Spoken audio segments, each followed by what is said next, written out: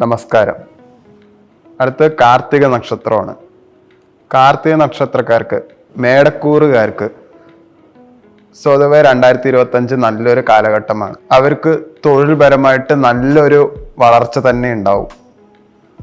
നിങ്ങൾ ഒരു കാര്യത്തിൽ ഇറങ്ങിയിട്ടുണ്ടെങ്കിൽ അതിൽ ലക്ഷ്യം പെട്ടെന്ന് തന്നെ നിങ്ങൾ കൈവരിക്കും. അതുപോലെ തന്നെ സ്ഥാനക്കയറ്റം അതുകൊണ്ട് സ്വാഭാവികമായിട്ടും തന്നെ കയറിപ്പോവും. അത് ആരും തരേണ്ട ആവശ്യമില്ല. ആദ്യത്തെ 6 മാസം നിങ്ങൾക്ക് നല്ല കാലമാണ്. ആദ്യത്തെ 6 മാസം കഴിഞ്ഞാൽ മേടക്കൂറുകാർക്ക് 7.5 ശനി വരികയാണ്. 7.5 ശനി വന്നതുകൊണ്ട് തന്നെ അതിനുശേഷം നിങ്ങൾക്ക് ആരോഗ്യത്തിലാണ് പ്രശ്നമുണ്ടാവുക. നിങ്ങൾ ജൂൺ മാസം കഴിഞ്ഞാൽ കൂടുതലും കാലിനോ കൈനോ എന്തെങ്കിലും ഒരു പ്രോബ്ലം ഉണ്ടാവും. അതുകൊണ്ട് തന്നെ ജൂൺ മുതൽ ഡിസംബർ വരെ നിങ്ങൾക്ക് ആരോഗ്യത്തിന് നല്ലൊരു പ്രശ്നം എപ്പോഴും ചഞ്ചലമായിട്ട് തന്നെ പോയിക്കൊണ്ടിരിക്കും. അത് 2026 ഏപ്രിൽ വരെ നിങ്ങൾക്കത് പ്രതിഫലനം ഉണ്ടാകും. ഇത്രയും പറഞ്ഞത് മേടക്കൂറുകാർക്കാണ്, കാർത്തിക മേടക്കൂറിൽ നിൽക്കുന്നവർക്കാണ്. അടുത്തത് കാർത്തിക ഇടവക്കൂറിൽ വരികയാണെങ്കിൽ നിങ്ങൾക്ക് ശനി 11-ലും വ്യാഴം 2-ലും സഞ്ചരിക്കുന്നതിനാൽ നിങ്ങൾക്ക് ജൂണ് കഴിഞ്ഞാൽ നല്ല കാലമാണ്. ഇപ്പൊ നിങ്ങൾ കലാകായിക മേഖലയിലാണെങ്കിൽ നിങ്ങൾക്ക് പ്രശസ്തി വർദ്ധിക്കാൻ വളരെ സാധ്യത കൂടുതലാണ്. എന്തായാലും പ്രശസ്തി വർദ്ധിക്കും. അതിനു വേണ്ടിയിട്ട് നിങ്ങൾ ചെറുതായിട്ട് എന്തെങ്കിലും ചെയ്തേ പറ്റുള്ളൂ. അല്ലാണ്ട് ഒന്നും ചെയ്യാണ്ട് നിങ്ങൾക്ക് പ്രശസ്തി വരില്ല. നിങ്ങൾ നിങ്ങളുടെ പ്രൊഫഷനിൽ മാത്രം ശ്രദ്ധ കേന്ദ്രീകരിച്ചിട്ട് കാര്യമില്ല. ഇപ്പോ കാലം മാറി, സോഷ്യൽ മീഡിയ ഒക്കെ ഉള്ള കാലമാണ്. അപ്പൊ അതിലൂടെ നിങ്ങൾ സ്വയം ചെറുതായിട്ടെങ്കിലും പ്രൊമോട്ട് ചെയ്യണം. അത് വലിയൊരു ഇമ്പാക്റ്റ് നിങ്ങൾക്ക് ക്രിയേറ്റ് ചെയ്യാൻ പറ്റും. അതുകൊണ്ട് പ്രശസ്തി വാനോളം വരാൻ സാധ്യത കൂടുതലാണ് അടുത്ത ജൂൺ മാസം മുതൽ ഡിസംബർ മാസം വരെ കാർത്തിക നക്ഷത്രക്കാർക്ക്. അതും ഇടവക്കൂറിലുള്ളവർക്കാണ് ഇത് കൂടുതലും സാധ്യമാവുക. കാർത്തിക നക്ഷത്രക്കാർ പൊതുവെ ക്ഷമാശീലമുള്ളവരാണ്. അതുകൊണ്ട് തന്നെ നിങ്ങൾ ഇനി ഭൂമിയോളം ക്ഷമിക്കണം എന്ന് ഞാൻ പറയില്ല. പക്ഷെ ഭൂമിയോളം ക്ഷമിച്ചാൽ നിങ്ങൾക്ക് ആ കാത്തിരിപ്പിന്റെ ഫലം പിന്നീടേ ഉണ്ടാവുള്ളൂ. പക്ഷെ അതൊരു നല്ലതായിരിക്കും. പക്ഷെ ഭൂമിയോളം ക്ഷമിക്കുമ്പോൾ നിങ്ങൾക്ക് പലതും നഷ്ടപ്പെട്ടേക്കാം.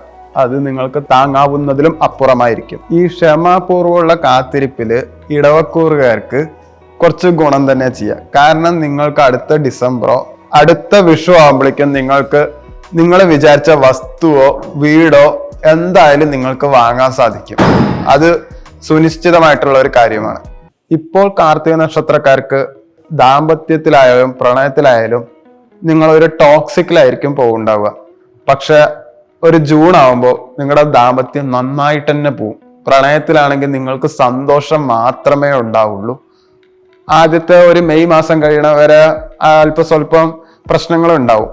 പക്ഷെ നിങ്ങൾ ഭൂമിയോളം ക്ഷമയുള്ളവനായതുകൊണ്ട് അവരുടെ പ്രശ്നങ്ങൾ കേൾക്കുക മാത്രമേ ചെയ്യേണ്ട ആവശ്യമുള്ളൂ. നിങ്ങൾ അവർക്ക് പരിഹാരം പറഞ്ഞു കൊടുക്കേണ്ട ആവശ്യമില്ല.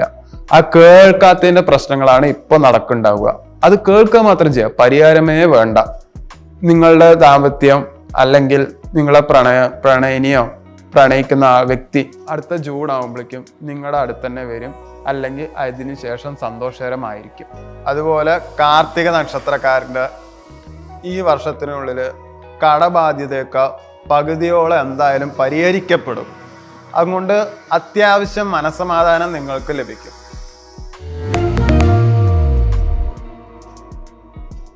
ഒരു വർഷത്തിലെ കാര്യമായതും കൊണ്ടാണ് അധികം ഡീറ്റെയിൽ ഇല്ലാണ്ട് ഞാൻ പറയുന്നത്.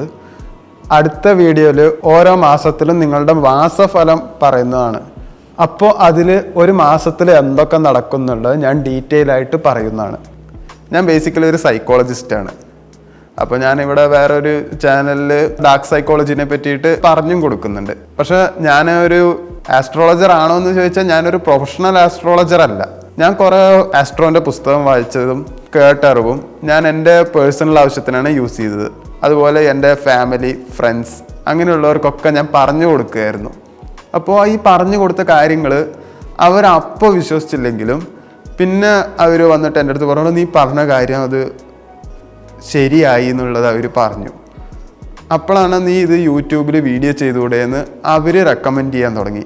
അങ്ങനെയാണെങ്കിൽ ഈ ഓരോരുത്തർക്ക് പറഞ്ഞു കൊടുക്കുന്നതിന് പകരം എല്ലാവർക്കും വീഡിയോ ലിങ്ക് അയച്ചു കൊടുക്കാമെന്ന് ഞാനും കരുതി. പിന്നെ കൂടുതൽ ഡീറ്റെയിലിംഗ് വേണ്ടവർ മാത്രം വിളിച്ചാൽ മതി എന്നുള്ളത് ഒരു തീരുമാനത്തിൽ ഞാൻ എത്താൻ തുടങ്ങി. അങ്ങനെയാണ് ഞാനിപ്പോൾ ഈ വീഡിയോ ചെയ്യാൻ തുടങ്ങുന്നത്.